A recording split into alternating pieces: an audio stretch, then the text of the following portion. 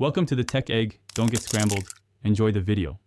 In this video, I will show you how to make salmon and shrimp Alfredo. First, gather your ingredients.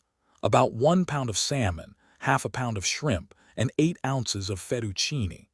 Mince 3 cloves of garlic and measure out 4 tablespoons of butter and 1½ cups of heavy cream. Having everything prepped makes cooking much smoother. Next, let's cook our seafood.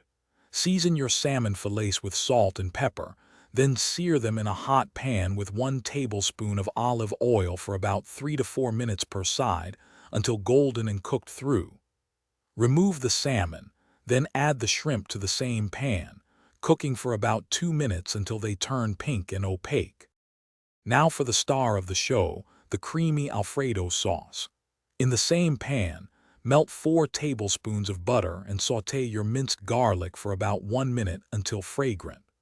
Gradually whisk in 1½ cups of heavy cream and 1 cup of grated Parmesan cheese.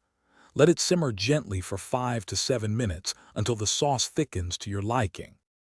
Finally, let's bring it all together. Cook 8 ounces of fettuccine according to package directions until al dente.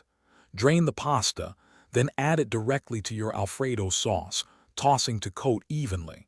Gently fold in your cooked salmon and shrimp. Garnish with fresh parsley if desired.